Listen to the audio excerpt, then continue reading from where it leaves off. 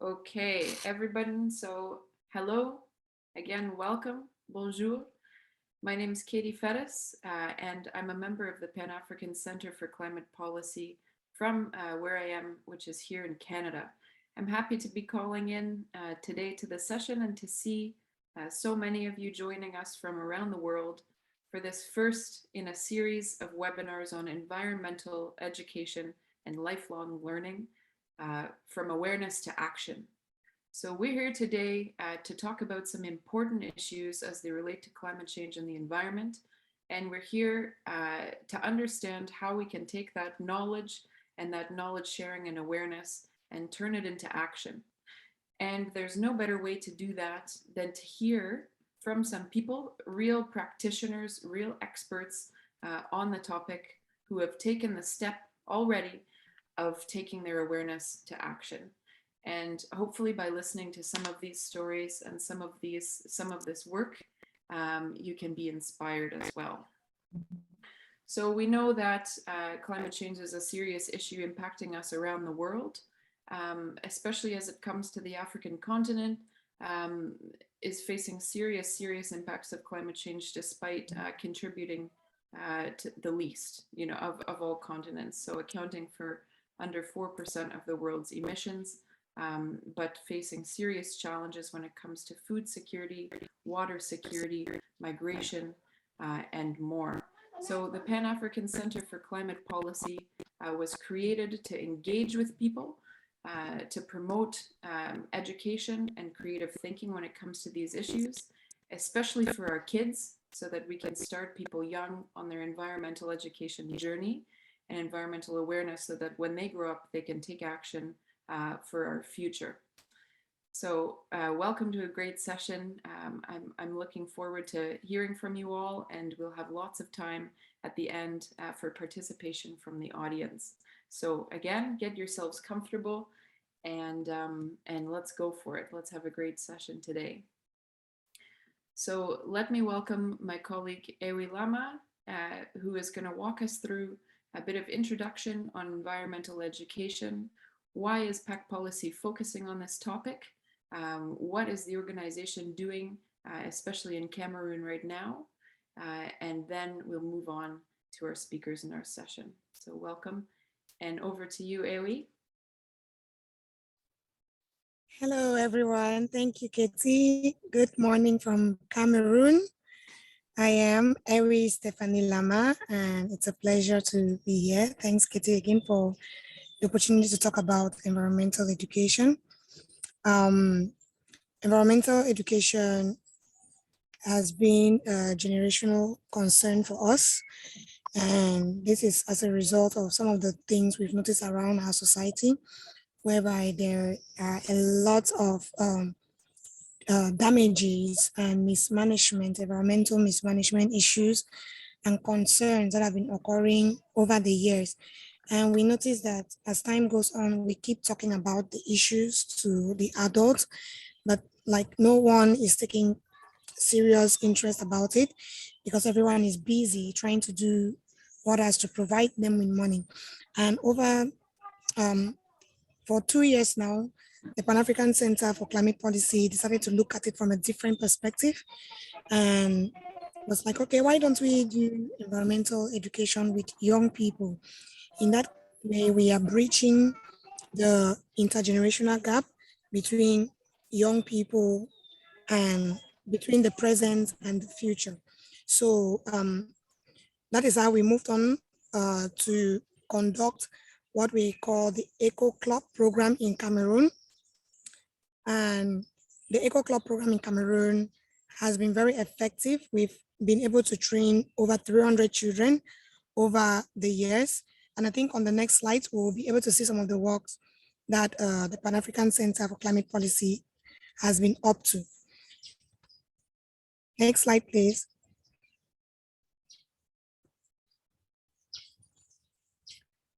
So the Pan-African Center for Climate Policy, we focus our attention on a community in Cameroon known as the Mabeta New Layout Community. And the Mabeta New Layout Community is actually a rural community, a remote community in Cameroon that has experienced landslides. It has experienced a lot of deforestation. It has experienced a lot of degradation, and it's still experiencing it presently. And as a result of the Anglophone crisis presently, this community hosts a lot of internally displaced persons.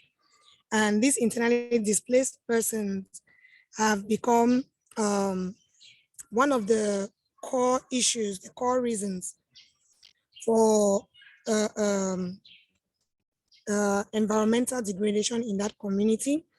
And with the Eco Club that we started in this place, we're able to reach out to some of the people in the community and have their consent to work with their children in schools, in the local school, in the local Mabeta school. And while we were there with them, we introduced our climate change manual to these children in the government primary school, Mabeta New Layout.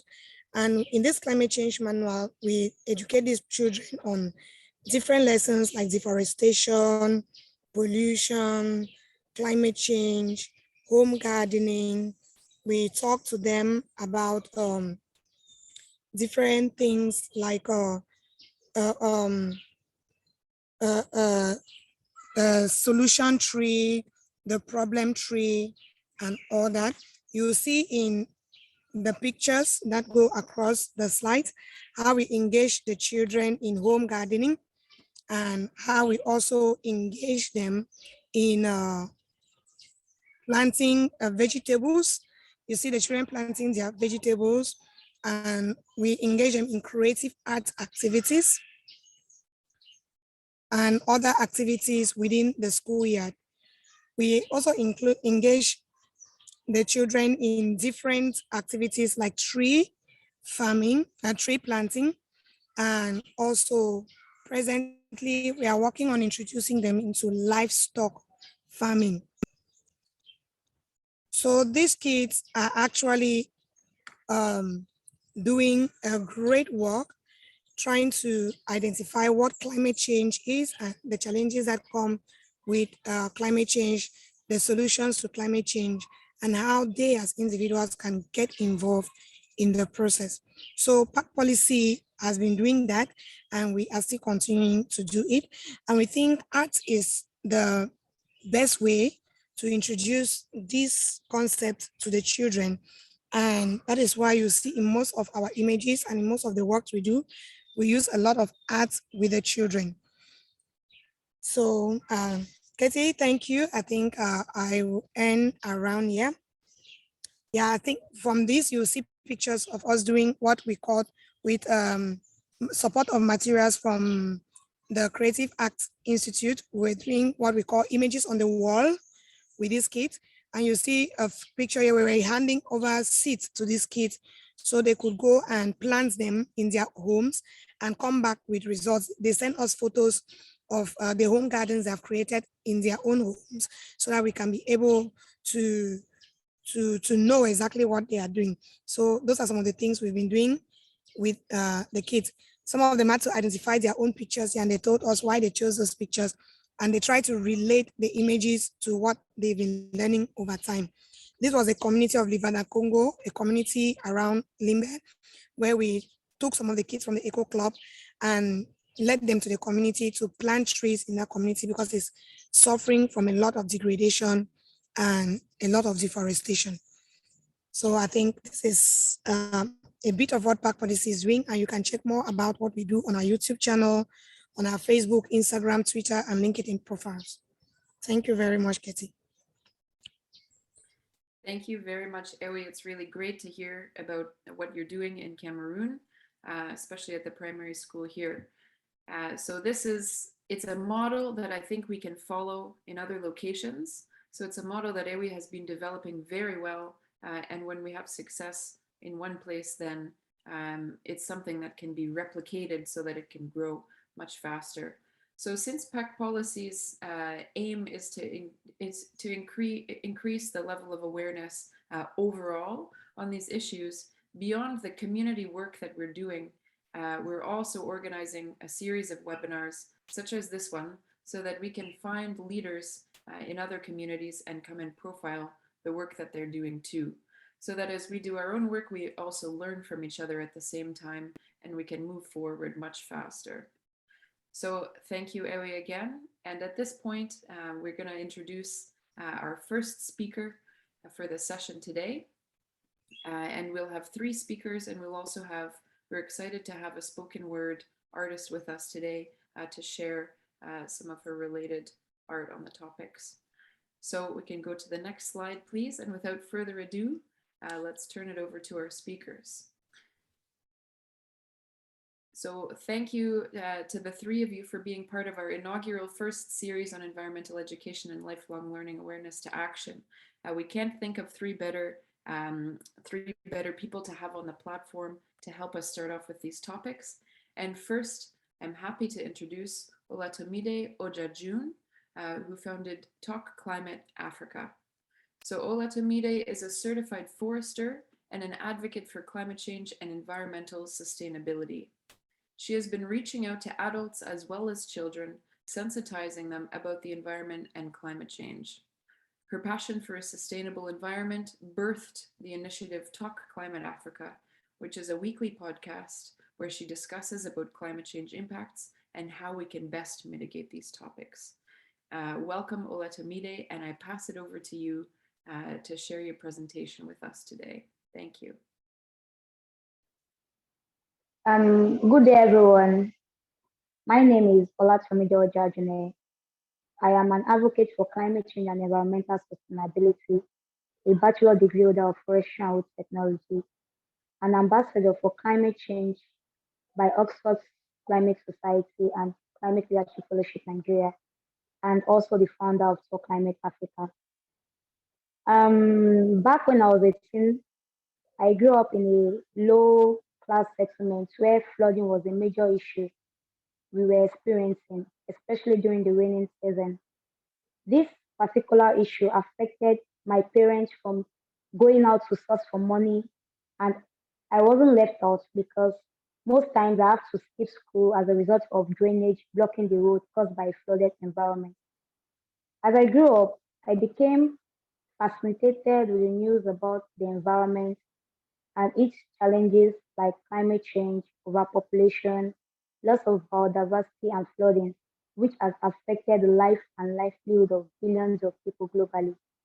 This made me to realize that majority of people living in the environment has little or no knowledge about the environment, and they are not even aware of the negative impact of their numerous activities on the environment. So, being a graduate of forestry and wood technology, I participated in several environmental campaigns, voluntary activities by giving one portion of myself to the community, engaging in projects, attend conferences just to preach the gospel of sustainable environment. After my study, I saw this was not enough. I had a bigger picture of reaching out to millions of people by creating awareness and also sensitize them about environmental issues using the social media platform. Hence, Talk Climate Africa was founded. Talk Climate Africa was birthed out of my zeal to promote a sustainable environment by reaching out to people who have been hearing about climate change, environmental issues on several platforms on different occasions, including the television, the magazines, the conferences, newspapers, among other places. Despite the fact that they often come across environmental challenges, they still have no knowledge on what is causing these issues. And they also did not know that these issues are as a result of their excessive human activities. So, Talk Climate Africa is an educational channel in reaching out to people, both young and old, who prefer listening to music or spoken words other than reading. Without wasting much of our time, I would like to let everyone here present today to know that we cannot live healthy and happy in an environment if we don't try to protect it. Philly Andy will always quote that if we look after our environment or planet, it will definitely look after us. And if we decide otherwise, we should also be ready to face the consequence of not taking care of the environment, because the environment has various components that allows it to function well. If we decide to keep misusing these components, we'll keep facing several damages. As human activities are causing a huge lot of damages to the environment. The rate of deforestation globally is one major issue causing environmental crisis. Before we can seek solutions to all these problems or issues, we must clearly understand what the environment entails. And one way to make people understand this is through environmental education. Without this education, people find it very difficult to explore environmental issues, engage in problem solving activities, and also take action to improve the environment. This is why I have decided to let people know the basics of the environment, to be able to make them understand environmental issues deeply and give them the ability to think critically, spot these issues, enhance their problem solving skill, and make them take the right decision at the right time. I'll be playing a video to show several advocacy work I have been engaging people on and also educating them. I wasn't just advocating, but also teaching them how to protect the environment by organizing tree planting campaigns, exercise, and also forest inventory exercises where data are being collected to know the rate of forest deforestation and degradation. Stay tuned as we watch this story of mine. Please, can the video be projected?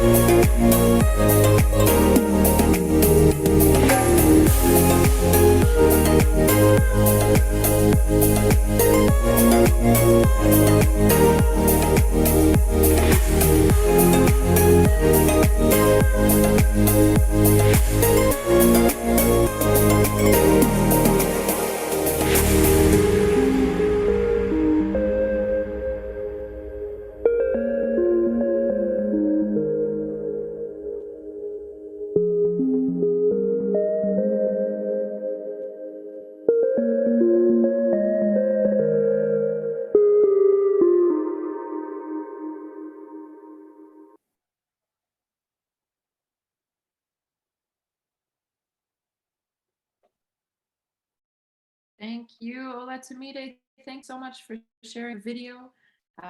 What an inspiration, and it's so nice to see that you're getting to work with kids and doing some of the same activities that we've been doing at PEC Policy. So thank you very much. Did you have more that you'd like to share, or is that fine for you for now? Yes, it is. Okay, thank you so much. Beautiful. So everybody, I hope that you've been inspired by our first speaker, founder of Talk Climate Africa, and the great work that she's been doing. It's really encouraging to see when somebody sees an issue that's not being talked about enough and decides to take their own time and energy to shed some light on it. So again, thank you very much for your work. And now that we all know about it, we can help to support you. So everyone, we're moving along in the session. I believe next up, we're going to hear from Raisa Njoke, a spoken word artist who has something that she'd like to share with you today on the topic of environmental education from awareness to action. So Raisa, if you're in the session, you can go ahead and turn your microphone on. Looking forward to hearing from you. Oh, hello. Hello, hello. Oh, so good to be here. So great to have you. Thank you. Thank you so much.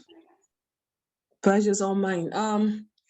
I'll just dive straight into the poem, which is titled "It Matters." Can you hear me? It matters. Oh, all right. Yes, right. Our Sorry, we plan. can hear you. We can't see you. The lights, my lights are not the best. Okay. Yeah, so you're just gonna hear me speak. Okay, it matters. Can I go? All right. Our planet is like Black lives, so it matters. Cutting down its trees without replanting is murder. Robbing birds of their habitats is sacrilege. Suffocating the fish in the sea is ungodly. Who do we blame? We lit the fires in the bushes and now we can't stand the heat. And the once clean atmosphere is now stuffy. Right now, we need a fan to cool off because the lumberman has cut all the trees. I wonder if clean air could be a thing of the future. Carbon has a grip on it. The ice in the sea is melting. The crops on the field are withering. On my way to school, I walk on plastic bottles shot out of cars. The heap of dirt stretched like a boulevard and the stench makes me sick. Who do we blame? We did it. Our generation is responsible. Mother Earth's bosom is our home, so we must keep it clean. Not just for us, but for the generations to come. The sweet wind that blows in the night is now dumb. The sound of the birds when the sun shines bright is now numb. The ice in the sea collapses when plastics swim by. We watch life in the sea turn dry. We snatch life out of our trees and burn our forests to ashes. We choke sea life with plastics. What a price to pay because of ignorance. Fans don't cool off these days. The heat is turning to fire. Every breath that we have in here is from the atmosphere that we want to tear. Smoke, ashes, break, and tear. What will happen to the future we see coming near? My planet, your planet, our planet. How do we save you? The plight of your demise haunts us. We can't rest. A minute of silence to the things we have lost and continue to lose if we don't sit up and get to work. Our harmful activities are poisonous heat, making our sea levels rise. A war we must win, a home of fresh air if we must breathe. We are all murderers, killing Mother Nature's babies. Our reckless acts will shut us in dangerous dungeons we may never be able to climb out of. Thank you so much.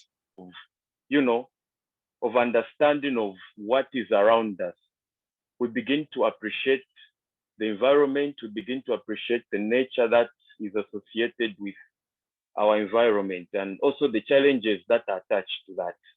And of course, environmental education gives us knowledge and also understanding of the environment, as well as the challenges that are faced with the environment. Attitude is also another component. Here it says attitude of concern for the environment and motivation to improve or maintain environment quality.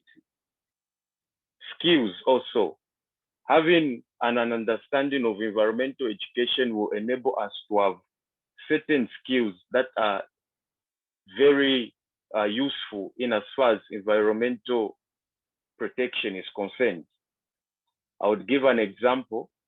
If people are equipped with, environmental education, they'll be able to understand that there are certain set of skills that they need to possess in order to take care of the environment. for instance, planting of trees, maintaining, these trees, and many other aspects, it requires skill.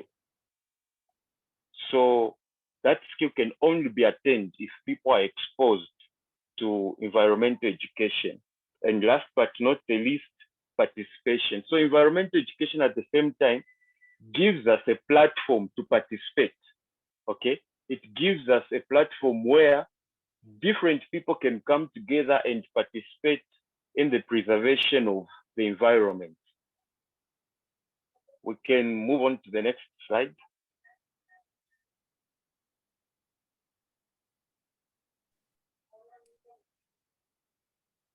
Thank you very much.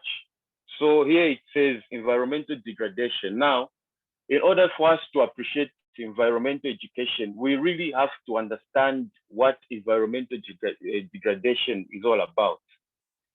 So on the slide, it says environmental degradation is the degradation of the environmental quality from ambient concentrations of pollutants and other activities and processes such as improper land use and natural disasters.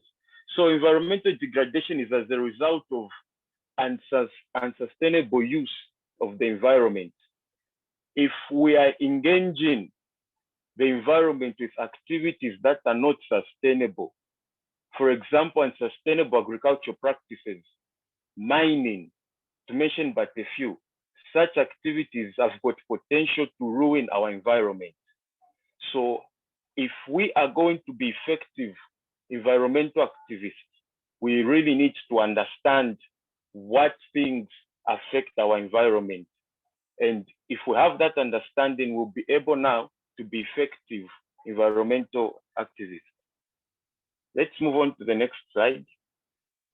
So in the next slide, we are going to just appreciate some of the work that we do as Green Generation in Zambia. And one of the work is shown on the slide. There's a picture there depicting, environmental pollution. So this picture was taken just right in our neighborhood. People tend to burn substances in the environment, and as a result, we kind of experience environmental pollution. As you can see from the picture there, there's a stone, and stone breakers, they light up fire on top of the stone in the hope that when that stone gets heated up, then they can be able to break it down and get quarry from the stone. But in the process of doing that, they're forgetting that all this is having a negative impact on the environment. So as Green Generation in Zambia, we've been going out, in our townships, in our neighborhoods, just to educate people, to sensitize them on the many issues, on the many things that have got an impact, a negative impact on the environment. We can move on to the next slide. Improper waste disposal. As you can see on the picture there, kindly go back to the previous slide.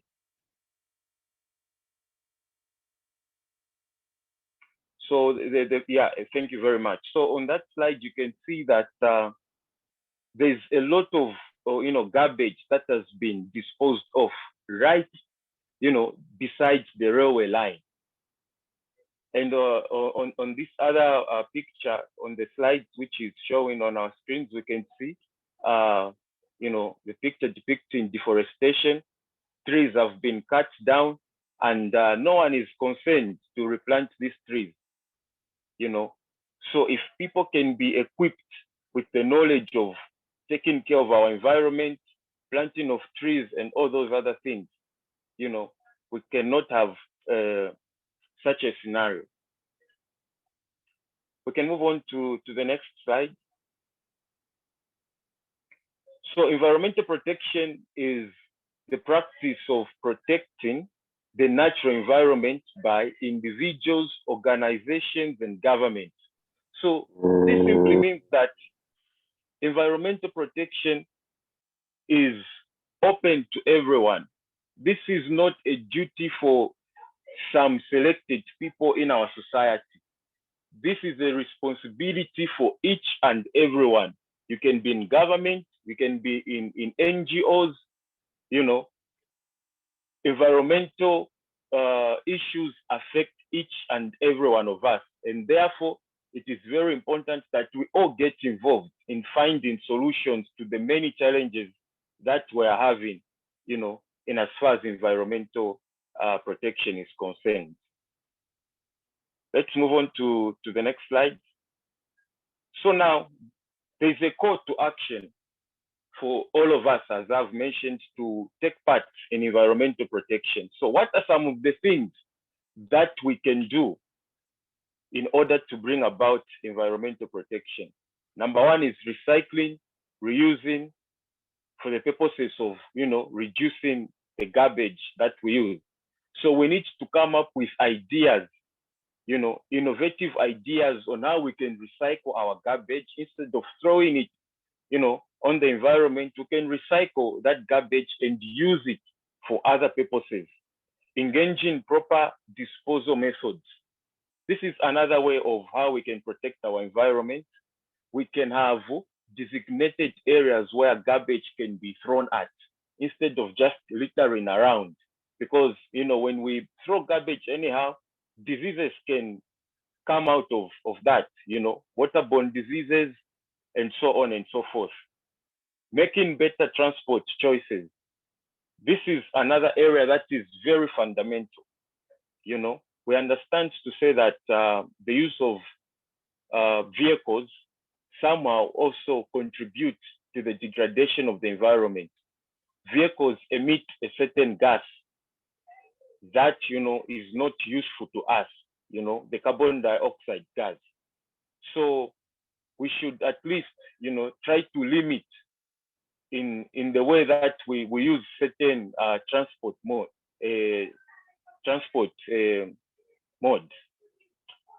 Then using climate smart energy, the use of green charcoal is encouraged. Instead of using the traditional charcoal, let's go to green charcoal.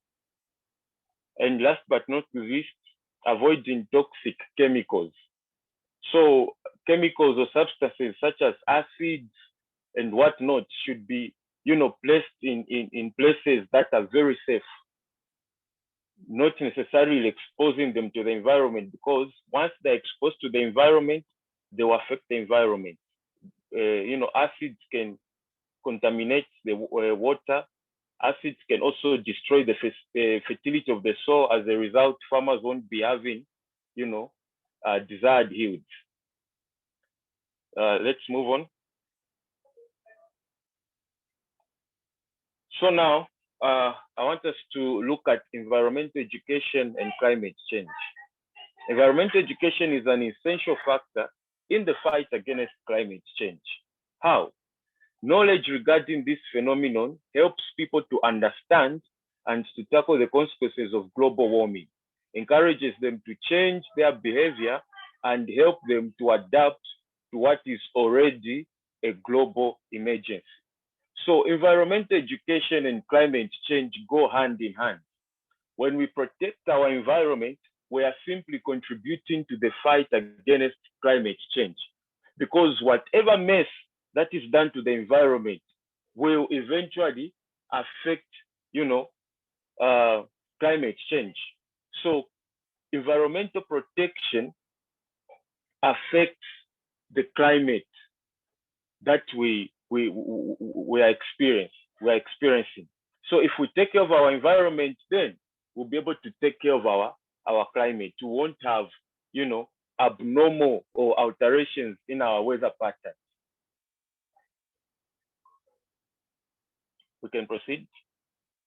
So just to give you you know, highlights of what we do as Green Generation Zambia, there's a picture there which shows one of our members educating people on issues of climate change and environmental protection.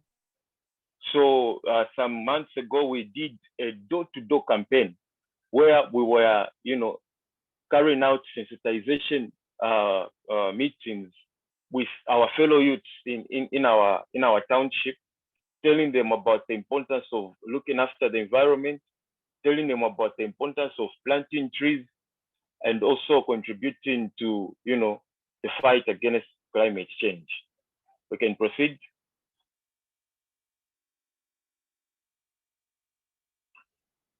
In the next slide, as you have seen, we are not only just focusing people in communities, but we are also going in schools. Our desire is to indoctrinate school-going children with the issues of environmental protection. So as you can see, this is a school in Lusaka at Chainama Primary School, where we incorporated children at this particular school in the tree planting exercise, and also educating them on the issues of environmental protection, so that when they grow up, when they go to university, they start work and whatnot, they will be able to appreciate, the knowledge of protecting our environment. We can proceed. Another picture there, children in the streets of Lusaka, as you can see, they are smiling, they are happy with the knowledge that we shared with them. We want to, work with these young kids because, once we incorporate them, with the knowledge of environmental protection, then we'll be raising a generation that will be able to look after the environment. So basically, that is our target as Green Generation Zambia. We want to work with young people.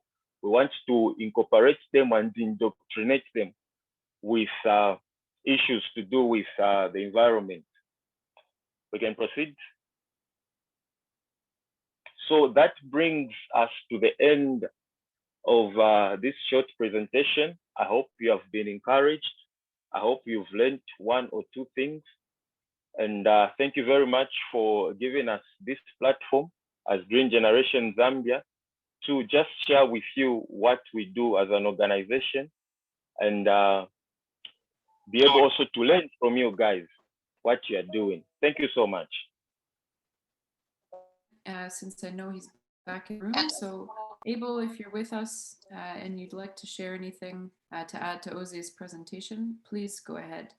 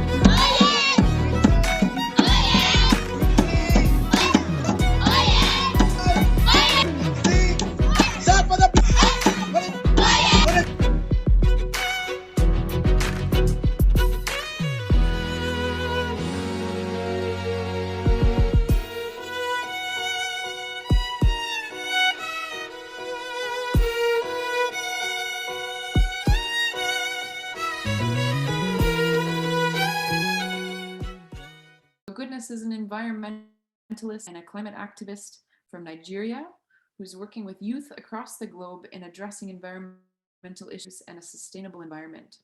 As you can see, he's the founder and CEO of EcoClean Active Initiative. He's also a climate reality leader who's been trained in 2020 by former US President Al Gore, mentored climate reality leaders in 2021. He is also an alumni of Oxford Climate Society and is the Nigeria coordinator of the Rise Up movement, founded by Vanessa Nakate, who some of you will be familiar with. He was a COP26 delegate in Glasgow, so that means he's just traveled at the end of last year to the session to advocate on behalf of all of us on environmental issues. So thank you very much for that. He was also an SDG advocate in schools and communities with media coverage of its activities in Nigeria and also beyond, as well as a graduate from the prestigious Modibo Adama University of Technology, Yola, with a Bachelor of Technology in Information IT. So for these past 2 years, Goodness has been working as the CEO and founder of EcoClean Active Initiative, which has seen the EcoClean organization consistently engaging with young people in Nigeria to constantly develop solutions that's aimed at addressing environmental issues, advocating climate action and justice, promoting the welfare of the environment and a sustainable development across the globe by creating awareness on the importance of waste recycling within their community and promoting peaceful coexistence in the environment. What a wonderful range of activities and backgrounds. So Goodness, we're happy to have you on the platform today. And thank you very much for being with us. And you can go ahead and turn your mic on and share your presentation with us. Yes. Good afternoon, everyone. I hope you all can hear me right. Yes. Okay, great. Great. Yes, we can hear you. Okay, great. I am Goodness Dixon by name, as earlier introduced. I'm the founder and CEO of EcoClean Active Initiative here in Nigeria, and I've been working with young people to address environmental issues and climate change. And as we all heard, I am a climate leader trained by former US Vice President. And also I am the coordinator for Rise Up movement funded by Vanessa Nakate, where we are advocating for climate action through our strikes, through our projects, through what we're doing. And also here in Nigeria, we also have other projects that we're also doing here in Nigeria. And so far, so good. I've been on this for the past 2 years and still going. So I believe that the future is bright through our actions, through what we're doing. As you can see from the screen, it's about me. So you can just go through them. The next slide, please. I think we're done with this.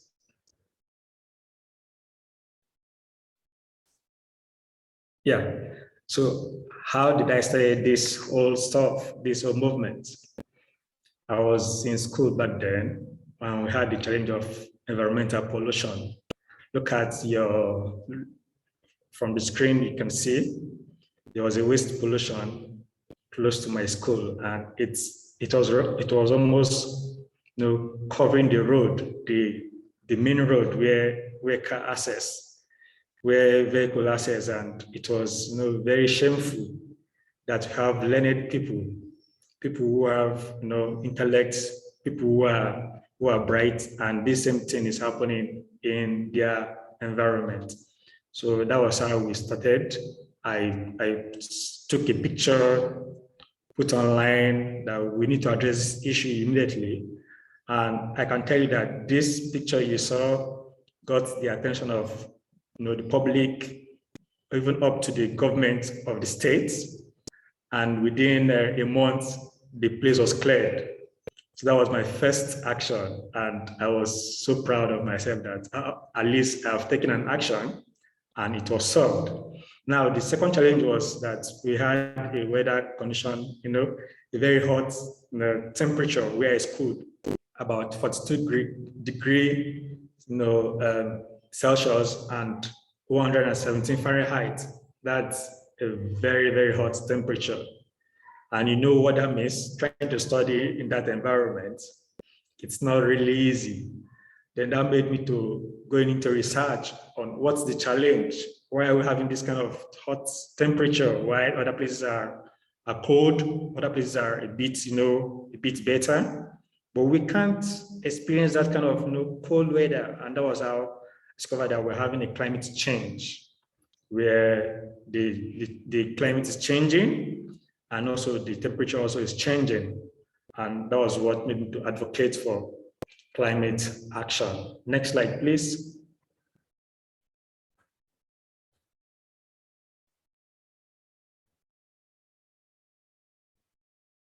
Yes. So after all that, our first activity that was carried out was a cleanup activity. And guess what? It happened right in my university, in the Strong High School. Because that was, trying to create that sense that, see, we are learned people. We need to address this issue.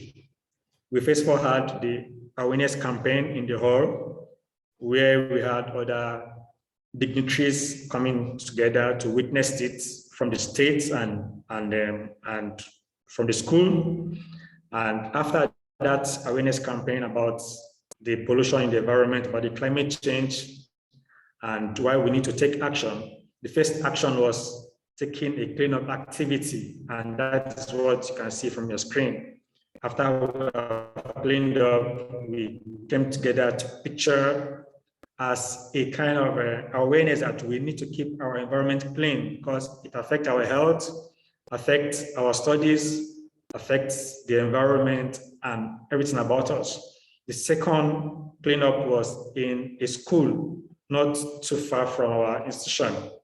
And that was where we got some tools for them, got brooms, all it takes, your bucket, water, and all they need, because we believe that they might not be able to get those tools to carry out the cleanup. So we got it ourselves and then took it to the school. They were very happy. The school management were very happy that, wow, so we can have this kind of gesture in the school. And after creating the awareness, we now went for that taking action, because words without action, it does not make any sense. Just saying words without taking action does not make any sense. So our main target is that we create awareness, we take action, so that we imbibe that culture in them. So that was the second photo that you can see on the screen there. That's a cleanup activity that was carried out. And I can tell you that after this, we had a club in the school where they keep on doing this over and over again. And when they see waste, oh, you're forgotten. We had the cleanup, we had an awareness campaign to keep the place clean. And that was, that's a very big win for us, to our environment. The next slide, please.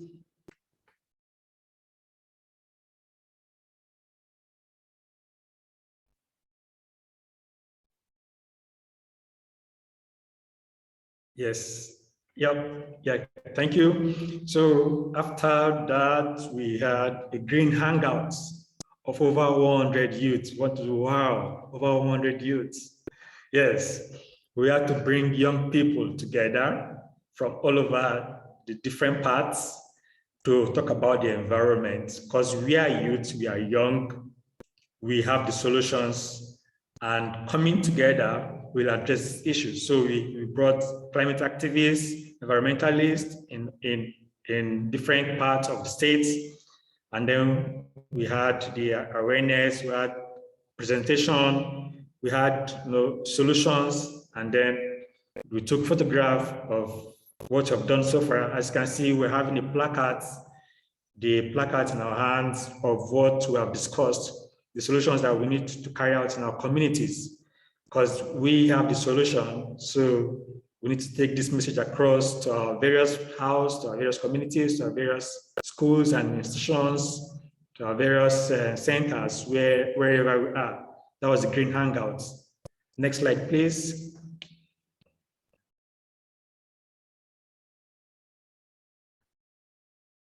Yes. Most people don't really understand or know that there's what we call open defecation, and it's a very big problem to our environment. We just talk about waste pollution, tree planting, but what about open defecation? People pass their defeces on the road, on an open place, not minding what the effect will be. When we defecate openly, when we have rain or water, it washes down this defects to where? To the river, to the close by stream, to what people would take from the stream, from the river to drink. And next thing we'll start having diseases, we'll start having cholera, and the rest. And these are as a result of defecation. So this campaign was carried out in a community, because we believe that the community is a very, very important place for us to pass this message across. We had it in the community, we had it in the school, we had it, in different parts. This one was in the community. After meeting the leaders in the community, we told them that there's what we call open defecation, and there's need for us to address this issue by building, toilet systems in the place, by imbibing that culture, letting the community that you need to have a toilet system. When you're building a structure, build a toilet system. We can have also mobile toilet system where they can be able to use. That was this campaign. Then we now also carried out a walk across the communities so that they also can be able to understand what you're doing. That was for Toilet Day, that is World Toilet Day. And we believe that the message was passed across and there are impacts to that. The next slide, please.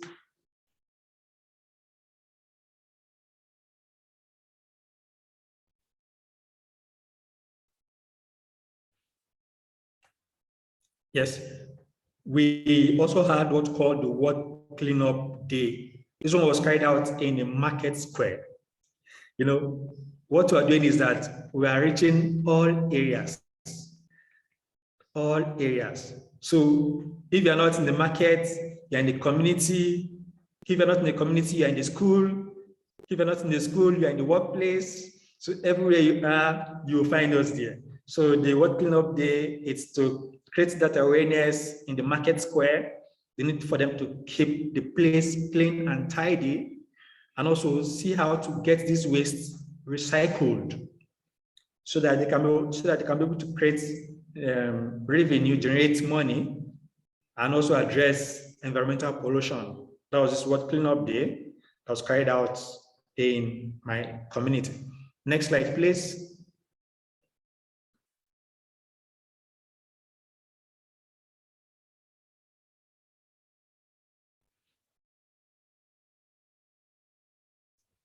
Yes, you've been waiting for tree planting, right? Yes, we have carried out tree planting projects in school, in communities, everywhere we find ourselves carried out tree planting projects.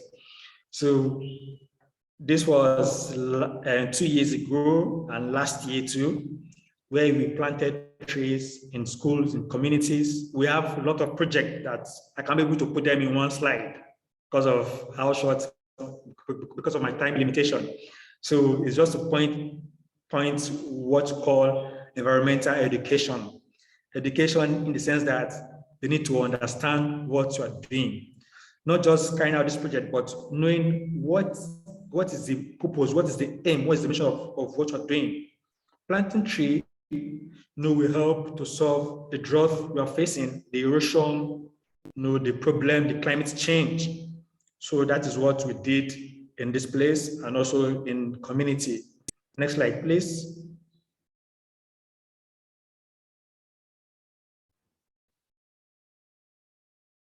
Yes, we have also had media presentation, interviews, So if you are using using your radio, you hear us. You're using your TV screen, you see us there.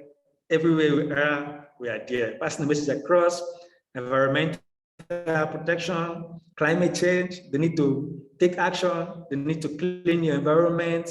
They need for us to plant trees. They need for us to recycle waste in every area. That's our media representation in different places. We have had also, I was privileged to have a media presentation by Reuters, which is one of the second largest media in the globe. I was interviewed by them. I know what that means. The message got across to every state, every country through that media interview. Next slide, please.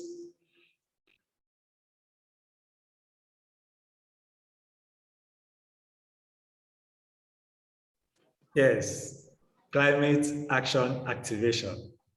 The need for us to activate students, children on taking climate action. This project is to create awareness in school about climate change, because we believe that there are ways you can pass this message across. There are levels you can pass this message across. You look at your audience, who I am reaching out to. Is it young people? Is it old people? Is it business people? You target the audience and then you use some words that relates to them, try to relate what is happening in their particular environment, and then pass the message across. Just like the first one, where I saw some waste in the environment and I was like, these plastics you see, this polythene you see, this nylon you see, can be recycled and they can be turned into wealth. You can use it to get books for yourself, to get what you need for your school, and they were very happy. So when you try to relate what you're doing with the environment, they will really get the message across. The second one was in a primary school, and we told them about the hot weather, and they were like, wow, the weather is hot. So yes, that's climate change. We don't have trees, they're cutting down trees. Our environment is not being conserved, and they got this message across. I told them that everybody needs to plant tree in their various homes. Planting tree, not just planting tree, but planting and nurturing. Seeing that the tree is being planted and then the tree grows. Don't just plant and then leave. Plant, water, seeds germinate, seed grow. And if possible, plant tree that can, economic trees, where you can be able to plant mangoes, fruits, where you also benefit from it. So that is the climate action activation that's carried out in schools and in communities. Next slide, please.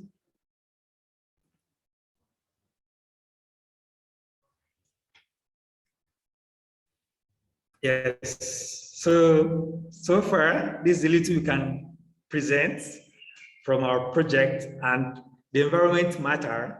You can use different medium, different means to carry out environmental awareness campaign protection through your environment. Thank you very much.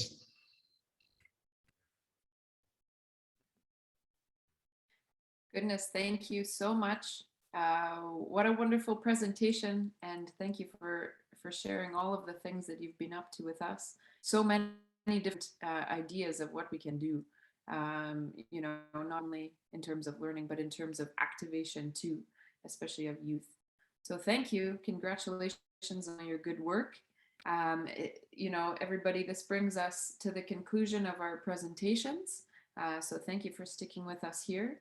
I just wanted to share at this point a quote, since Goodness has just come back from the COP26 meeting, and hopefully this is a quote that can summarize some of the presentations that we've heard from today and how we can move forward together. So at the opening of COP26, Sir David Attenborough said, "If working apart, we're a force powerful enough to destabilize our planet, then surely by working together, we're a force powerful enough to save it. In my lifetime," he says, "I've witnessed a terrible decline. In yours, you could and should witness a wonderful recovery. So it's possible, and it starts with every one of us. So thank you to all of our presenters for their work and for taking the time to share that with us today. Now we want to get everybody back on. I think we have Oze and we also have Abel back with us. And we still have Olatumide and we have Goodness with us. So wonderful presentations, everybody. And we just want to hear a little bit more from our panelists today now on how is it that the rest of us can take what we've learned and move forward with it. So we want to give everybody a chance to answer, and then I have a few questions, and after that we can see if our participants have any other questions. So the first question, and we'll give each of our panelists a chance, is how can each of us integrate the awareness of environmental protection into our daily lives more effectively? So one of the things Olatumide spoke about at the beginning was, you know, some of these topics are not things that come up in our everyday lives because we're so busy just trying to you know, survive and keep moving forward. So how can we integrate the awareness of environmental protection into our daily lives more effectively? Maybe we can start with Olatumide.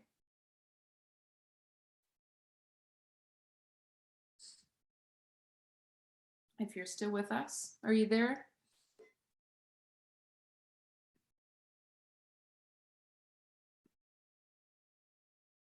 All right. Olatumide, if you're still there, you can unmute yourself and give your response to the question. But maybe in that case, we can move on to hear from Goodness, since I know you're still there.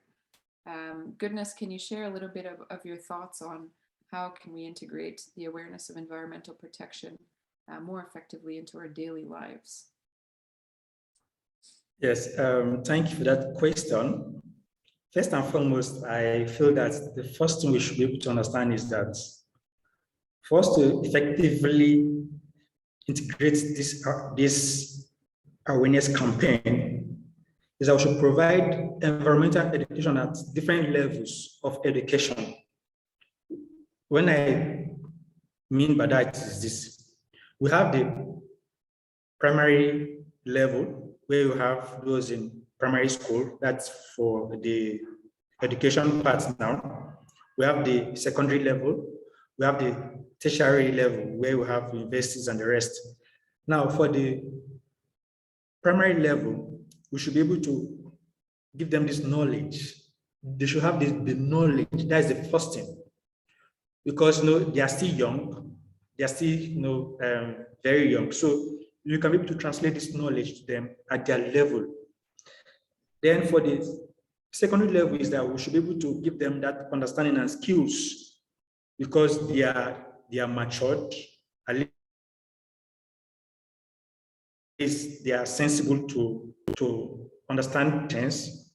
So at that secondary level, we can be able to make them to understand, and then the skills they need to carry out environmental protection. Then at the tertiary institution now, these are people who are fully grown to a certain level of maturity. So what they need is attitude and evaluation. Attitude and evaluation to be able to provide solutions. We have this problem. When we have waste problem, what can we do to solve that problem? Well, we can recycle them. Yes, we can recycle.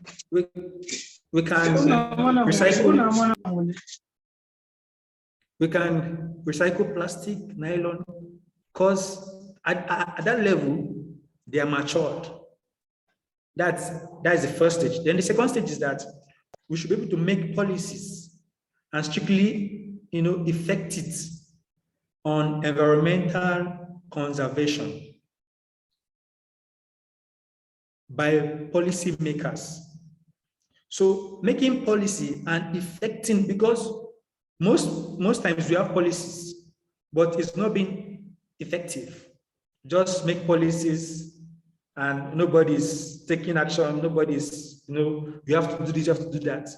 So making policies will integrate that awareness knowledge about environmental protection in our daily lives. And also we can be able to provide good communication at different levels of our communities through our languages. I can't come to a community with a different language and then use my language to speak to them. They won't get the message. So try to see how to communicate in their language. That will help them in their daily life, in environmental protection. That's my own point. Thank you. Thank you, goodness, brilliant. So education at different levels. I love it. Thank you very much. For Green Generation Zambia, maybe we can hear from Jose. How can we integrate the awareness of environmental protection into our daily lives more effectively? Okay, thank you very much, moderator. I think I concur with what my colleague Goodson has said, and I would like to echo one or two sentiments on his submission.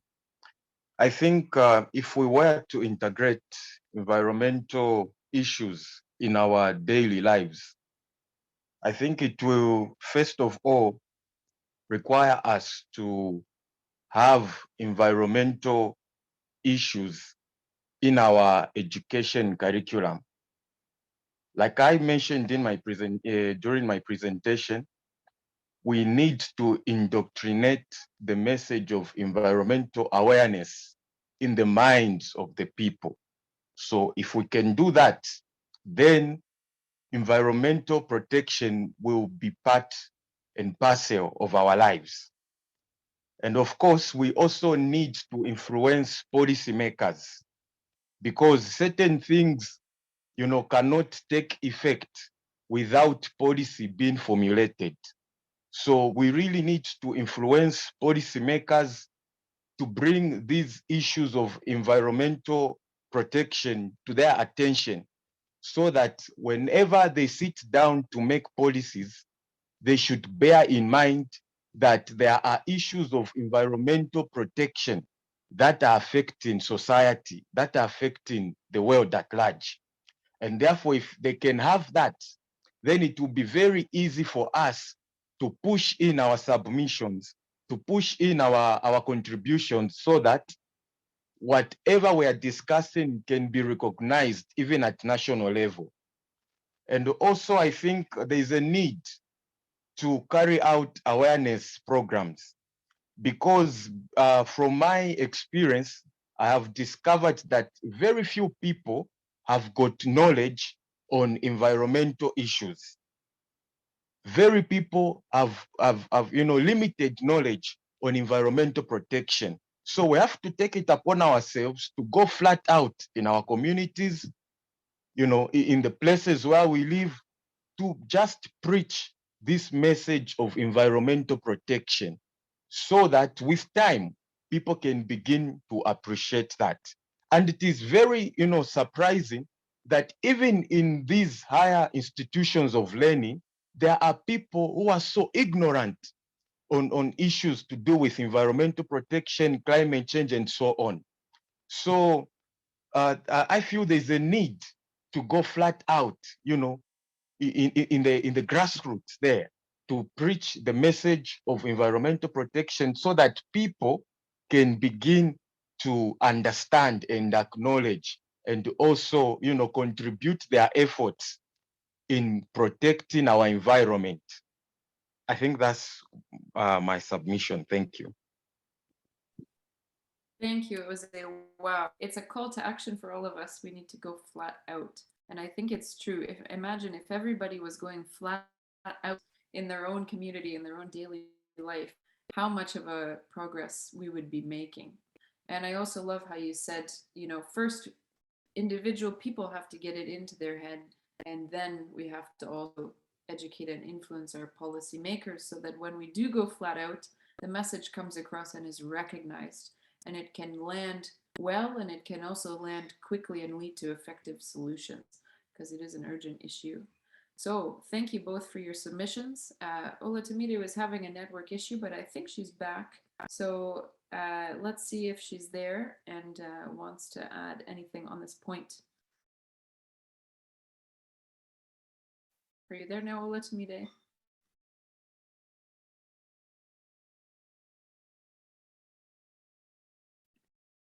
Okay, fine, no problem. So we'll wait and see if she can join us, or you're also welcome to write in the chat box what you'd like to share. Awu, did you have a question, or did you want to also add something on that point? I see you have your hand up.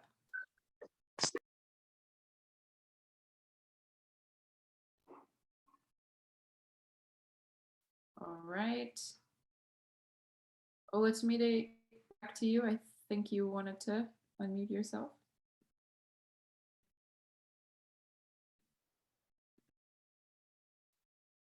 All right.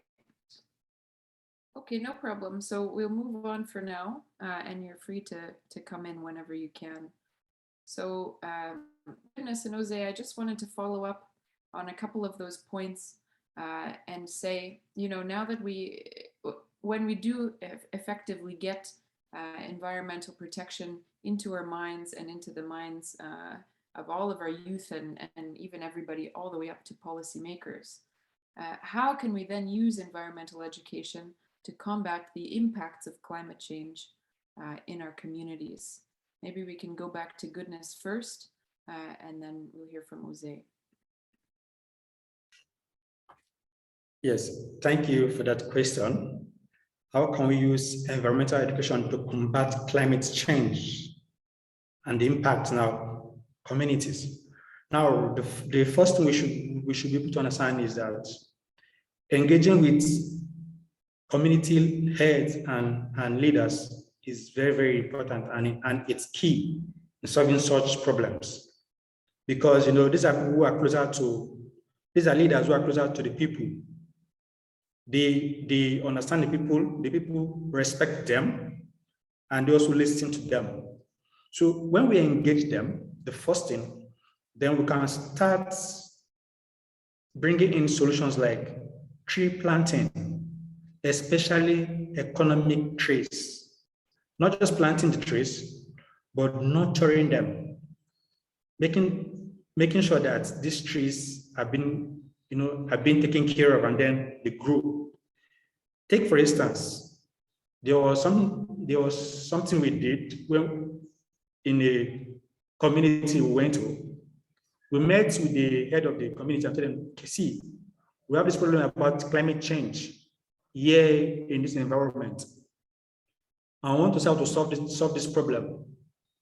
What we want from you is this. We want to plant trees.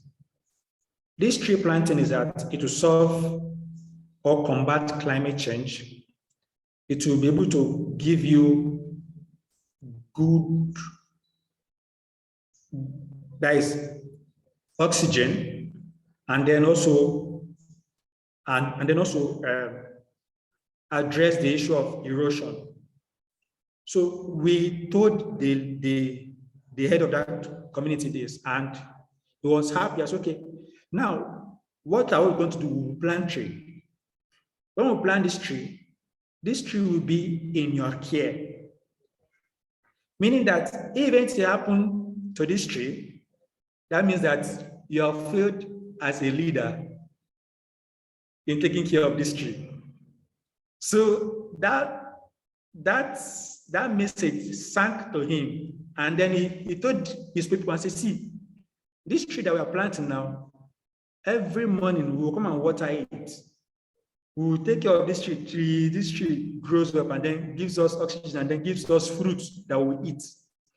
So that will help the community. Then the second is that we should be able to adopt clean and renewable energy. Most people don't understand what is going on about the environment. Now, while I was in UK, there was something I noticed. There was fresh air. There was this serene environment. The air that we breathed was very clean. And in my research, I now discovered that they don't use fossil fuel cars. They have tried to reduce fossil fuel cars. They are into electric cars. Even their industries too, they say how to reduce the combustion, the carbon dioxide from their industries. But here in Africa, look at how we make use of transport system with carbon dioxide coming out from the engine. And then you hear that we are falling sick, we are ill, and the rest. So when we adopt clean energy, that will help to combat climate change and the impact in our community. That's my submission. Thank you. Thank you, goodness. Lots of good ideas there and good points, including clean energy use that we can all take up as individuals and then also bring into our communities. Thank you very much. Jose, did you want to contribute on this point? How can we use environmental Yes, education to combat the climate change impacts in our communities? Go ahead. indeed. Thank you very much. I'll be very brief and precise in my submission. To start with, issues of environmental protection do actually affect the fight against climate change. One thing that we need to appreciate is that when we are pushing the agenda of environmental protection, we have to put into consideration that there are other stakeholders, that have, maybe parallel interest to what we are pushing for. For example, myself, I'm a forester and I encourage people to plant trees. But to find that in my community where I live, there are people who are into agriculture.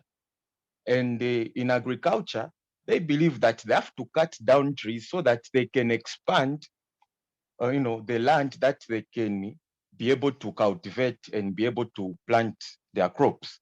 So you find that at the end of the day, we are going to have a conflict because one is advocating for, conservation of trees and planting of trees. And on the other hand, we have, people that want to cut down trees so that they can do their farming.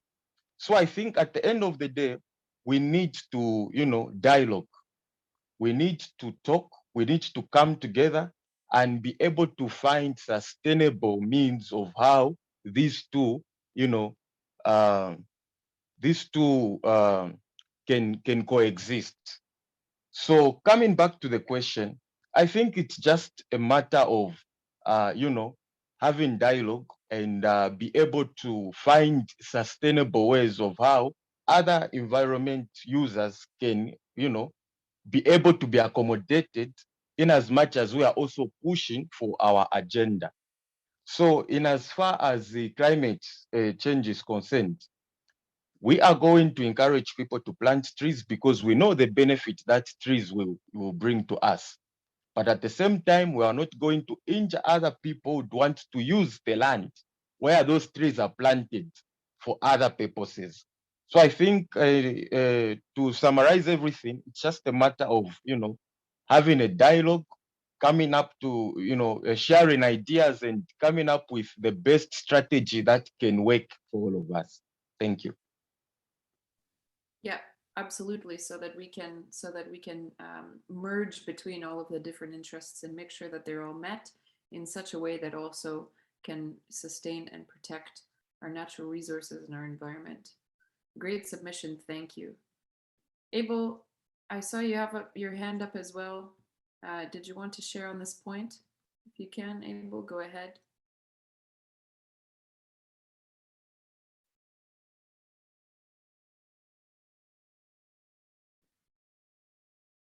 All right. Great, no problem. So, yeah, go ahead. If you can unmute yourself.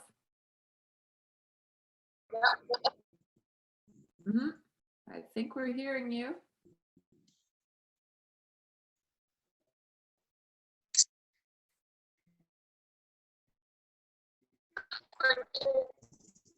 but we're having a hard time hearing you. So maybe Abel, you want to just use chat to type in your submission on that point. That would be great. Because we are having a hard time hearing you still.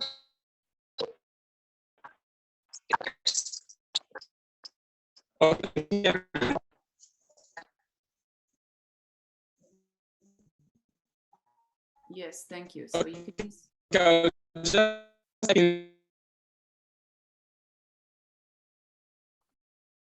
all right. Okay, everyone, I want to ask one more question to our panelists before we wrap up the session for today.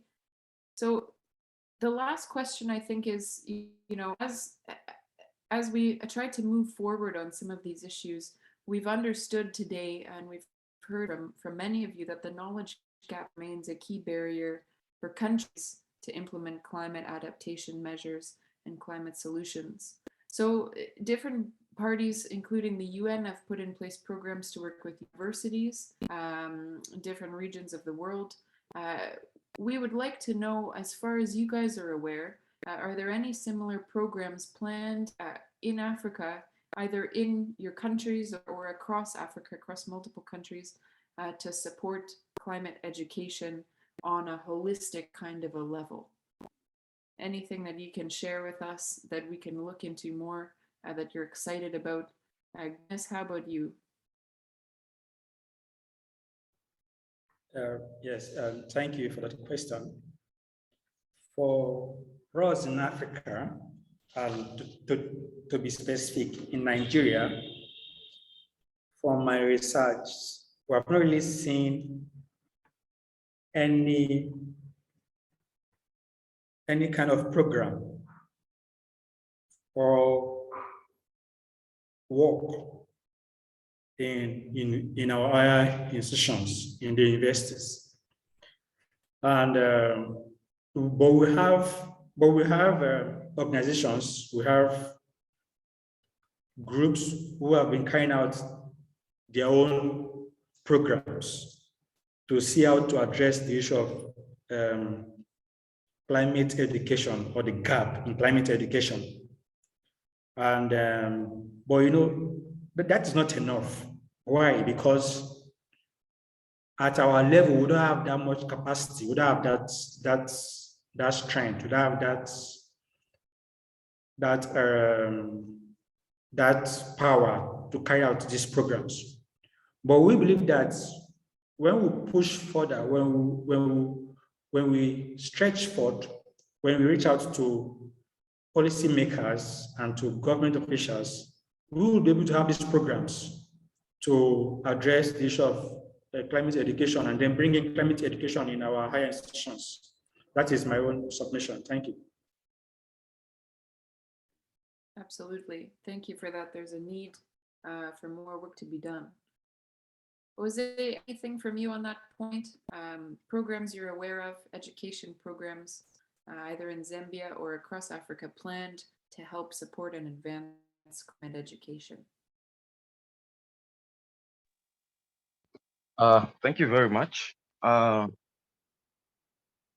think from what I have experienced, and I'll speak from the experience that I have witnessed here in Zambia, in the past, there was literally nothing that was going on in as far as environmental education is concerned. But now I'm beginning to see that people are beginning to take keen interest in environmental education.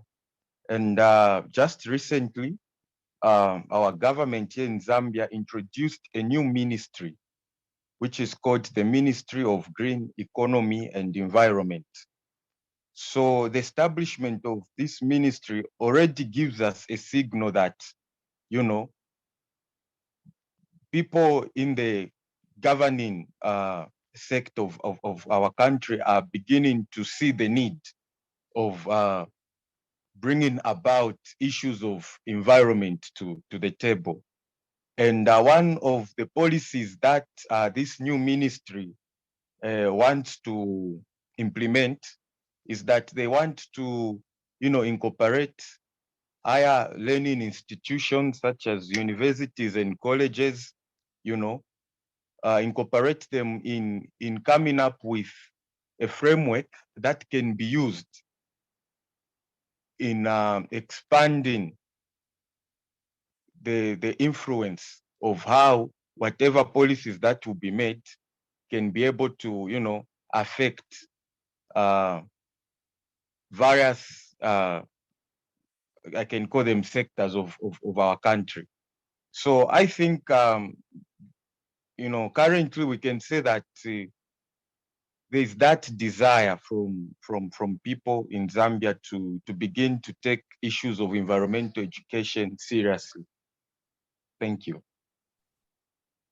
Absolutely, absolutely. Great to hear. Thank you very much. We had a couple of points from Abel as well as Osmidi in the chat, so I just want to read them to you guys. Thank you both for sharing. So for Abel, climate change depends on environmental education because most of the activities conducted as it relates to the environment do affect our climate. There is a need to protect our environment for us to mitigate climate change, absolutely. And then when it comes to Nigeria, there are currently some organizations focusing on climate education programs.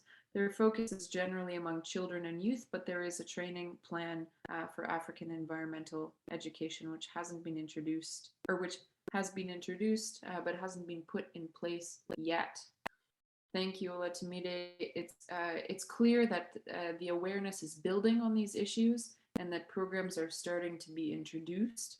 But as we've heard from all of our speakers today, when it comes to being an environmental advocate, you guys are taking action not only in your daily lives with your daily habits, but also in your communities, and then also all the way up to advocating for education, advocating with policymakers. So we can see that to be effective advocates, we have to work at all of these different levels, and our speakers have given us a good role model to work with here today. So thank you for the valuable presentations.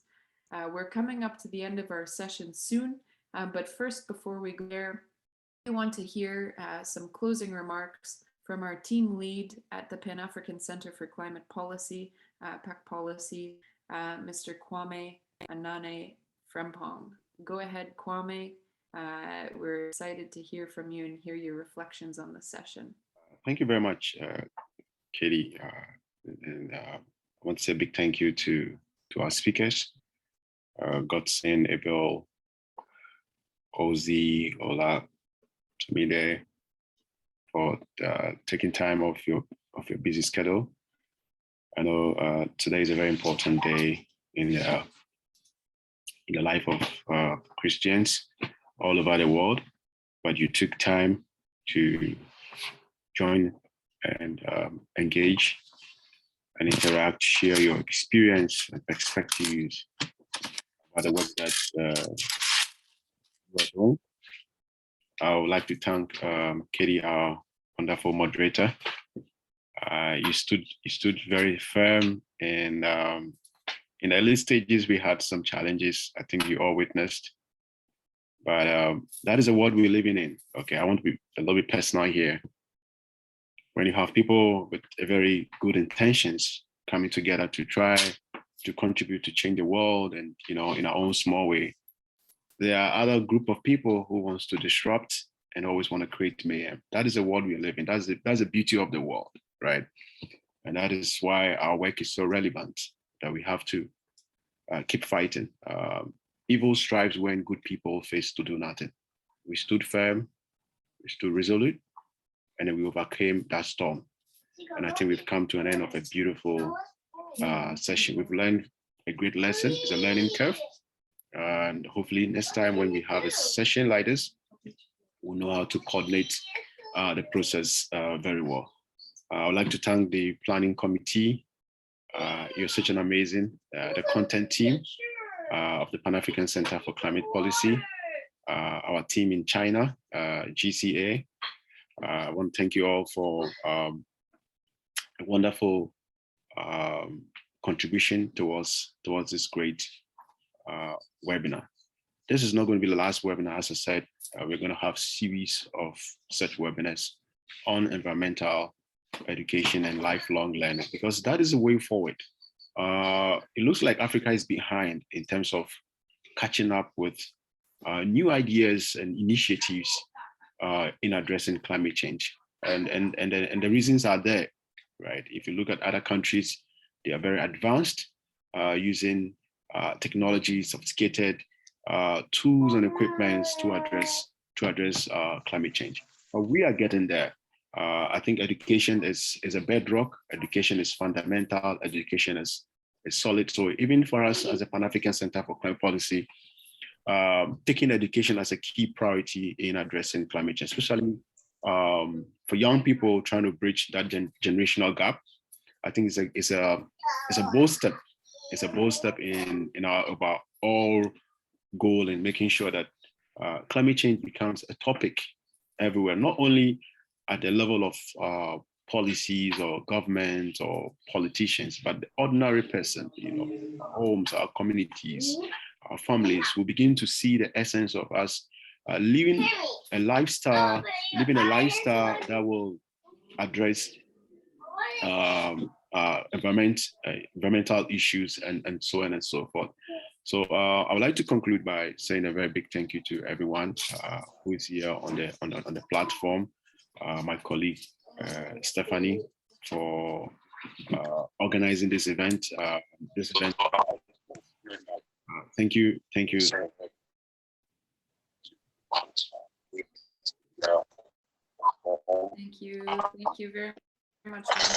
Great to hear from you. And yes, thank you as well to Ewi, who has really been, the backbone behind so much of organizing the event today. So great work, Ewi, and thank you so much for your submissions as well. Keep it up. We're excited to hear how the Echo Clubs go from here forward. And now that we've shared all these ideas between each other, hopefully each of us can take, some pieces what the others are doing and start to implement them in our own communities. So, and finally, thank you very much to our technical team. We've had so many volunteers behind the scenes. Torden, Maggie, Mary, and Shirley. Thank you guys so much for your hard work and for putting together a wonderful and successful session today. We're very thankful for your dedication. So I think we're going to close out the session for now. Thanks again, everybody, for making the time.